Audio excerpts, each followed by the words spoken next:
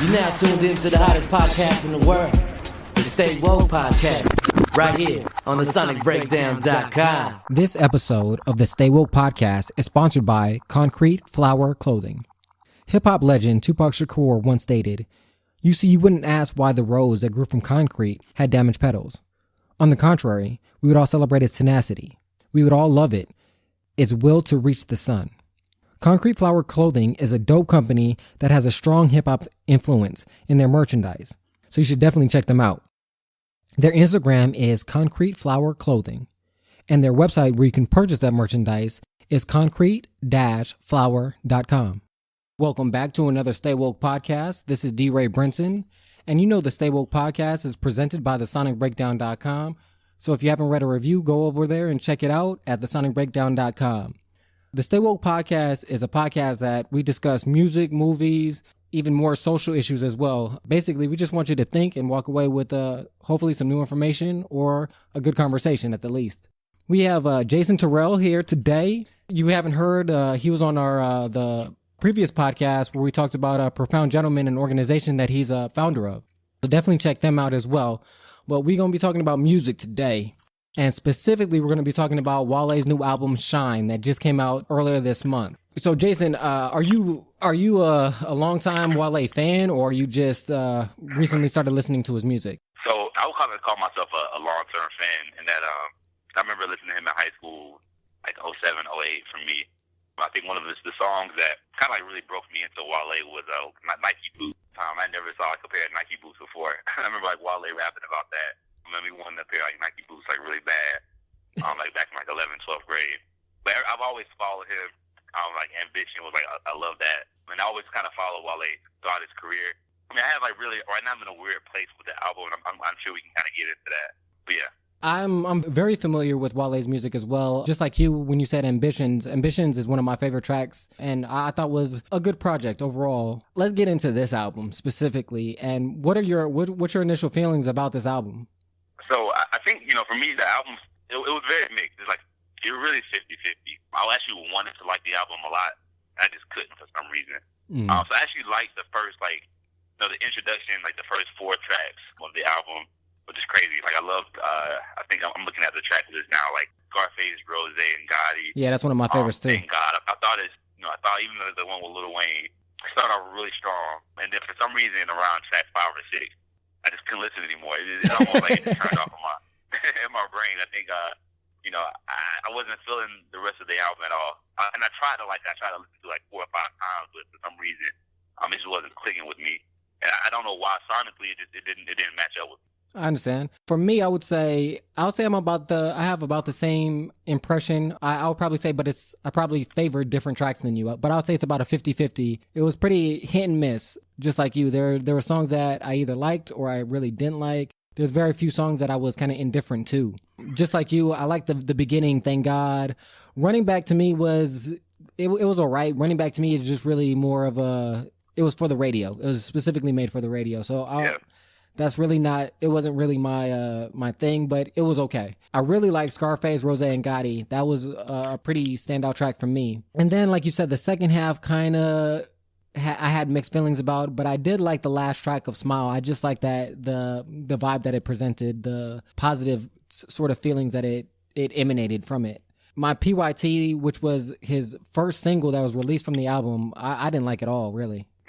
Again, I thought it was just a radio track. It just wasn't my necessary thing. DNA was okay, and Cocaine White. I wanted to ask you specifically on this album, where would you rank it in comparison to his other albums? I mean, so again, a lot of his albums I actually do like the album About Nothing. Yeah, that was a good album. That's one of my favorite Wale albums. His mixtape About Nothing, and a lot of his previous albums and bodies of work I actually liked a lot. Mm-hmm. This one to me is probably the worst.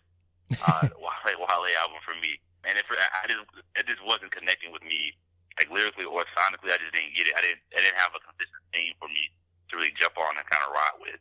So I just missed it. And there's some little gems and nuggets, like the Cocaine White was actually like the lyrics a lot. Actually, was one of the tracks that I had to play back and forth to really get the meaning. I like how he wove in like cocaine and like the girl. I like that idea. Yeah, that was. But It's a very good concept. It was smooth. I love that. But to me, the rest of it seemed like it was just very out of whack and out of place.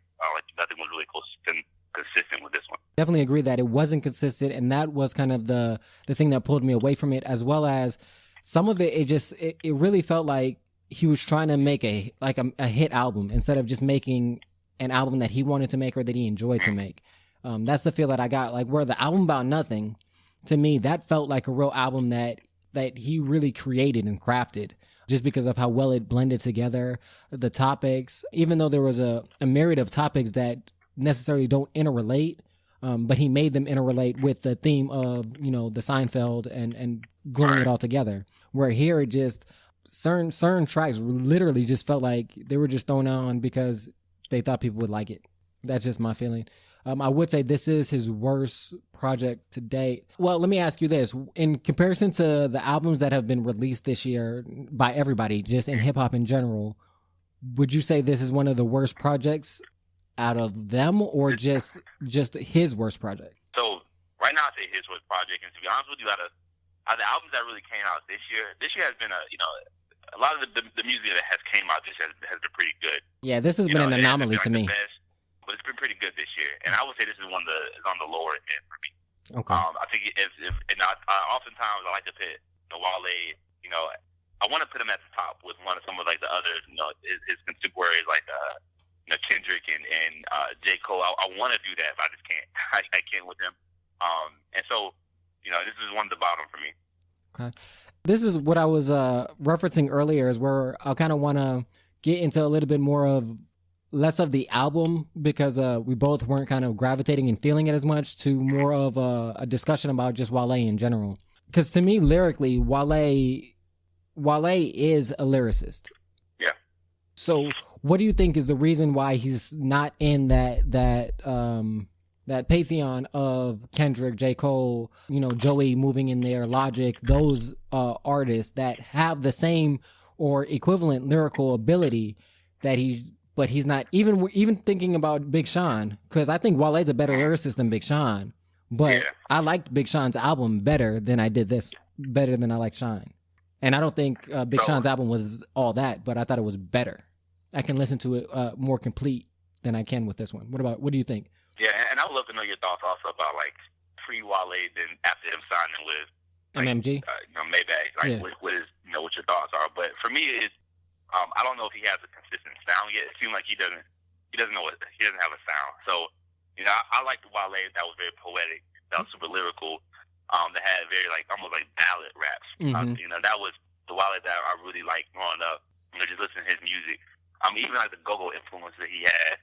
I used to love hearing that on some of his earlier music. Now it does seem like it's reaching for like a radio hit, or it seems like it's reaching for an audience that I don't know if he has or what the case may be. But it's just not consistent for this one. And so there's some songs and there's some gems that where he brings that back to kind of his previous work, but then there's other ones that just kind of he's just missing the mark. But I definitely think that I do notice some type of a transition between when he would, maybe not necessarily the record label, but just him being more underground versus him being more mainstream. I actually like Wale a lot more, just kind of like underground, or just kind of grassroots, kind of on the ground, versus him on a major label right now. That seems to be a theme that with different artists that I've interviewed and that I've talked to on various levels, some trying to make it, some more established, is finding that, and Black talks about it as well on Free Black, I'm sorry, about being signed and kind of having to either adapt your style to fit what the demand is versus making the demand adjust to you. Kind of like what some people say that Kendrick did about having the radio adjust to him instead of him adjusting to the radio. I do think that is the crux of Wale's problem, because like I said, I definitely agree with you. I think Wale lyrically, creatively is a monster. I think he has the ability and he showcases it. When he signed to MMG, I think they were trying to find a more accessible sound. And so that kind of pulled him away. And then I thought he kind of found it with the album About Nothing. So I kind of thought that he found his lane, he found his area. And then with this album, it seems like he went back to that because even though a lot of people say that they liked the album About Nothing, as far as I know, the sales weren't great. They weren't horrible, they weren't bad, but they weren't what you would expect for a project of that quality. So I think they're trying to tinker in and figure out what it is to get that fan base to grab onto it. But I do agree with you. I think he is that kind of ballad rapper where some people say it's soft, but if you listen to what he's saying in the content of even those what it sounds as softer songs, he's talking about real things, real emotion, real events that we like, that we all go through. And so I really hope that he gets back more to that side. So I want to ask you, do you think there's a space for, you guys with that ballad sound or that very like kind of the sound, the not old sound of Wale, but the style of music he's great at making. I mean, is there even a space for that in the mainstream right now? I know Drake kind of has that a little bit, but in your opinion, do you think like that's what I was gonna say? Is there even a market? Yeah, I was gonna say I do think there is a market. Drake has kind of carved away with his sound, but I think Wale has more lyrical abilities that if he really, I guess the best way to put it is kind of what J. Cole was saying in False Prophets. Like, bruh, you're dope. You have a fan base. Stop worrying about everybody else and everything else and how you're selling and just give us good quality projects. And I think if he did that and he was patient, because I know he's been in the game a long time. He's been in the game a lot longer than a lot of these younger cats like Travis Scott, Migos, and them that are popping off to a bigger degree than he is. But he has the talent, and I'm not saying Migos and all them don't have it, but I know for a fact, I don't know for a fact with them, that Wale has the talent that would give him sustainability if he, again, decided to stay in his lane and just focus on his craft and not worry about everybody else. Because I think that is one of his biggest downfalls is Wale is very concerned with the world and the perception that the world has of him instead of just being him. And what I'll say is, to a certain extent, I think J. Cole has a little bit too much of that. You know what I'm saying? And Wale needs more, like they both need to take a little bit of each other. You're that gift and that curse kind of thing. Because I think some of the seclusion that J. Cole put himself in hurt how his latest album, For Your Eyes Only, was received. A lot of people were saying they didn't really feel it. I thought it was a great project myself. Yeah, I did too. And I think it's the reason why people quite didn't feel it is because I think some of it was they didn't take the time to really break it down and understand it. And understand that it's not your club banger. It's really for you to really absorb it and to like live with it. With other albums, it's more of, you just play it and just feel good. Where this one, you kind of have to think about. And so I think Wale needs a little bit more of that detachment from the world and carelessness, which he kind of talked about on the album About Nothing. So I just think that I think he does have a lane. To answer your question directly, I do think he does have a lane, but he has to accept that that's what his lane is. The question that I have for you is, what do you think Wale needs to do to get a stronger fan base, or like Drake, Travis Scott, A$AP, like how they have, or even Joey? What do you think is the thing that's lacking, that's not getting him there? Yeah, man. And I think you're right 100% of just kind of just really being consistent and staying in his lane. So I do think if he, to me, Wale has probably like a very ride or die fans. If you're a Wale fan, you're probably just a Wale fan. Mm-hmm. And I think, he probably has to just really just stay true to that core base. And I don't know if he is or not, but I know for me, this wasn't like the Wale that I'm used to, that I like, I guess. And I get artists of our own growth. I'm learning that a lot with a lot of my artists that I like. But for me, it's just really being consistent and true to himself. And maybe he is. I'm not gonna say that he's not, but it doesn't sonically it just sounds off. It seems like something is missing. And so maybe that's just, I don't know if it was pressure to release it or what the case may be, but I don't know if this one was it for me. Yeah. Do you think that Wale because I just feel like there is a point where you miss your window, is I guess the best way to put it. Yes, I see what you're saying. And do you think that do you think he missed his window? To be real with you, I think so. I think this is kind of it. Like you said, he's been in the music game for a while, like 2006, 2007. So it's been about 10 years now that he's been, just making music and putting out projects. And I think he did have a period of time where he was on fire.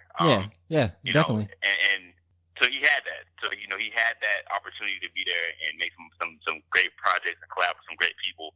But now it's almost like it's kind of like he's trying to keep up with this new current sound and change up the music to fit that. And it's not working.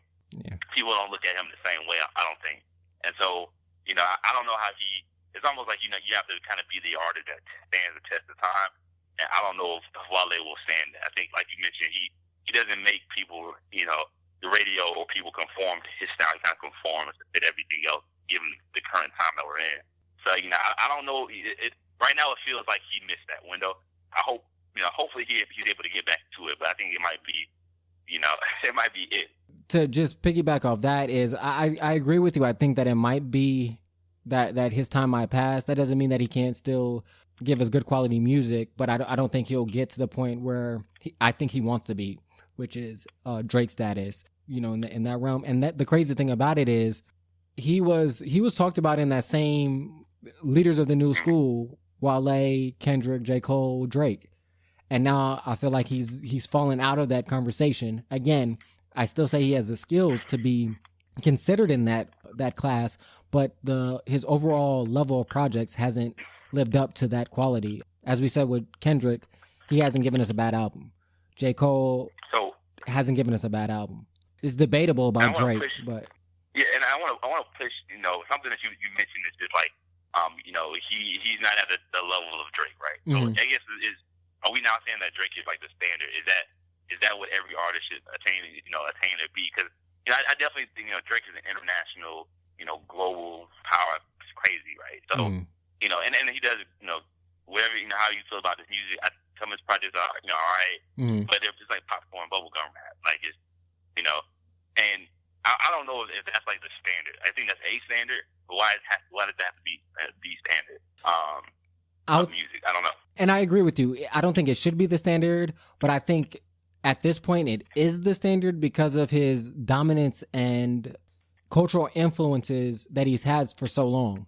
He's been on a ride. I think that his dominance is being tested by several people, Kendrick in particular. But I think that I kind of think the Drake era is kind of coming to an end. Something that DJ Academic said. I don't agree with his timeline. That he said that Drake basically has till 2020, and then Chance is gonna take over that mantle. I definitely do think Chance is coming. He's coming up the ranks very quickly with the influence and cultural power that he has, as well as the viewers and the eyes that are on him. But I think right now, and again, the reason why Drake is that standard is because of the sales and the dominance that he's had for so long. Basically, he can put out a song right now with the same thing, kind of like Kendrick, and that's why I consider both of them, they should be the standard, but Drake has a more universal appeal than Kendrick does. Right. Just because I don't know if Kendrick would get there to the level of Drake in terms of the universal appeal. Like Kendrick it's still like he's a worldwide sensation. Like definitely so, but it's still very much so. It was a polarized, and he has like a message, and he has something to say. Exactly, and that's why. Able to just bump to Kendrick, and that's what it is. And that's exactly why I wouldn't say Kendrick should. Let me rephrase that. Kendrick should be the standard, but Kendrick isn't the standard. Because I think Kendrick sets the standard by coming out with good music, as well as having the ability to give good messages and his perspective, regardless of if you agree with it or not. Versus Drake basically says, there's nothing really Drake says that's going to really like ruffle feathers. Yeah, ruffle any feathers, cause any waves or anything like that. Outside for people in hip hop, yeah, he'll say some things that will cause some beef, things of that nature, like with Meek Mills. But on a universal scale, somebody that's a casual listener to hip hop, Drake is universal. Where Kendrick, just the cover of To Pimp a Butterfly alone is going to turn some people off. Just the cover alone. So, you know what I'm saying? Like, those things of that nature, some of the things he said on Humble turn people off. You know what I'm saying? So I think, like, I agree with you 100%. He's more controversial, but so Drake is more universal. Right. But I believe at this point they both have about equally the influence. It's just in different ways. And I feel like for Wale, and just to when I had to think about him, I think, I definitely think, if I had to put him in a box, you think of, like how you mentioned, controversial versus universal. Mm-hmm. And they both are, basically they're both clouds in their own right, but they just and doing it in a different way. Mm-hmm. I definitely don't think universal is like Wale's way. No. And I think that was his problem. I think that was his problem. That I think he's more like Kendrick than he is Drake. But what he's trying to do is give out products that are more Drake than Kendrick. And I don't mean by the sound, by just what he's trying to do. And I also think on the flip side is the other problem is Wale was a little bit too controversial because if like. Just think about him on the radio, like every time it seemed like for a period of time, anytime you heard any news about Wale, it was usually in a negative light, and it wasn't negative about what he was saying, like that being controversial, or just literally the things he was saying. Where, like I said, Kendrick is saying stuff that's controversial socially, politically, versus personally. Yeah. Where Wale's been, more tabloidish. Breakfast Club interviews. Exactly. And, he's kind of complaining about his status, and that's he's like, I don't know if he's consumed with that, but he's always been like, I'm not where I need to be, and I'm mad. Like, I don't know why. Instead of just saying just fuck it, like I'm just gonna do what just do me. But that status has kind of gotten to him. I don't, and maybe he's trying to be a Drake, and I don't know. Like Jay-Z said that Hollywood can be an intoxicating drug, and that might have been his downfall, is that, he got intoxicated by the fame and wanting that, you lose sight of his true talent. Because like you said, he is a poet. He's a hip-hop Shakespeare. You know what I'm saying? But I think he kind of lost focus of that. But I will say, I think people should check out this album, at least give it a listen. Definitely give the album About Nothing a listen. I think that's one of, like you said, I think that is his best work to date. I do want to segue this in before we end. I know you had some things you wanted to say about the latest Logic album. We couldn't get you on for that podcast, but you want to add anything about that before we get out of here? Yeah, I mean, this is one of my, again, with Logic, I'm a fan. I'm not going to say I'm the biggest Logic fan, but I like his music, I like what he says, like his message. I actually like this album. I'm not, it wasn't like my favorite. I replay it sometimes. I like it more for the certain tracks on the album than like the album itself, personally. So, like, for instance, the song with Killer Mike is like one of my favorites. Yeah, that is mine. The favorite songs. Most of them. I mean, so there's like nuggets on there where I just pull out and just like rock with. But for what it is, like talking about a lane, like Logic has a definite like lane and is killing it for what he does. I have like nothing, much respect to him, and the album again wasn't my favorite. But I definitely liked a couple of those songs on it. It's gonna sound like I'm hating on that I'm saying, but I just feel like Killer Mike's part really is what set that song or that track apart from the rest. Even though it's a Logic album and a Logic song, but yeah, definitely so. That Killer Mike, man, like I said, when what he's saying, it cuts you so deep. It cuts you so deep. At least for me, it cut me real deep. Just thinking about the things that he's saying is like why? Like really asking those questions and knowing that you're not going to get an answer, but just that idea, that frustration, it's palpable. You can definitely feel it, especially if you've been through something similar. Listening to it. Mm-hmm. Yeah, I remember listening to it, and it's just like, as he was asking those questions, I found myself asking God questions. It's like, I felt like I was kind of like thinking about the question that he was asking and like really internalizing that. And that's something that's going to sit with me for a while. So I'll probably be listening to that one, and that's probably going to be something I'm going to listen to for years, and I'm feeling in a certain way, and, I'm probably put that track on. So, yeah, because it captures those emotions perfectly. Exactly. Like, there's nuggets that's not going anywhere, and that's one of them. The other track that you did mention as well is most definitely that those are definitely my two favorite tracks off the album. Just that feel, most definitely just the feel, the vibe, what he's saying. As we stated on the podcast that we did about Umi Says, just that's like we said on that podcast, that's a classic hip hop song, and even though they built off that beat, it still sounds, you still get Logic's feel and his own take, but you still get that nostalgic feel that you get from Umi Says. So I just thought that was a great track. I do want to ask you a question about the album, and this is my kind of my only. And I hate to say it's my issue. I own it. So it's my personal issue. But I'm not going to say it's an issue with the album. It is like, I'm actually kind of, I don't connect with the biracial identity issue a lot. I get some of the themes in it, but I don't connect with it. Yeah. So for me, it was hard for me to continue listening to the same message. And I've heard that mentioned on like I remember he had like mixtapes, like Frank the Young Sinatra or whatever mixtapes that he used to have. That he has the same themes on it, which were cool. But now I'm kind of tired. I'm tired of it now, and that's the only thing that was like, I just know maybe I don't have as much passion behind it. So either I can listen to it, I can get it, and I respect it. But that was the only like, all right, I'm ready for another topic. For me, the biracial thing, I thought it was important to tie in why he got to the point where he felt everybody. I think that was the pinchline in his argument, in essence, of his belief and his philosophy that everybody is everybody and that everybody should be equal, everybody should be treated with equality. Like I said on the podcast about that, what track is it? It's I don't have the track list in front of me, but it's the track where he really goes into it about the stuff with his mom. And that's kind of the feeling that I had with that is like, okay, I get it. And it did feel a little overwhelming to me as well, that it was something that he's pushing very, very hard. But I get it because he's passionate about it. I just wish in that particular track that he either cut that part down or changed the delivery from more just spoken word or just word to an actual verse. And I think that would have made it a little more tolerable for me to take that message in if it wasn't a verse, because then the production you kind of get lost in the production, where when he's talking over it like that, you feel like you have to pay attention to the words, and the production gets pushed to the back. There were certain things as well in it, like the line of "you little black niggas," like that when he kind of repeated that over, that it was very cringeworthy to me. That kind of pulled me away from it, and it's something that kind of distracted me from it. But I do think it was needed, because there are people that aren't in that situation and will never know that, like about that. And not really feel it until they hear it in that manner.